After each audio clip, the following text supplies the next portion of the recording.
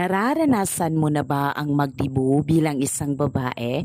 Dito sa Pilipinas, ito ay tinatawag nating age of legality na kung saan isang babae ay nasa 18 years old na. Mostly kapag 18 years old ka na, lalo na dito sa Pilipinas, ay binubunggahan talaga natin ang selebrasyon. Ilang araw na ito sa buhay ni Justin, isang alaala na kailanman hindi niya makakalimutan sapagkat ginawa talaga ng kanyang mga magulang ang lahat ng kanilang makakaya maipadama nila sa kanilang anak na gagawin talaga nila ang lahat para mapasaya lang si Justin.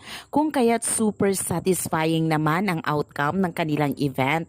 Nagkakaroon sila ng 18 roses, 18 candles at sobrang napakasaya kasi nandun din yung mga kaibigan ni Justin at nagbibigay sila mga words of encouragement and words of wisdom. Kahit hindi ganun kayaman na mamagulang ni Justin ay ginagawa pa rin nila ang lahat ng kanilang makakaya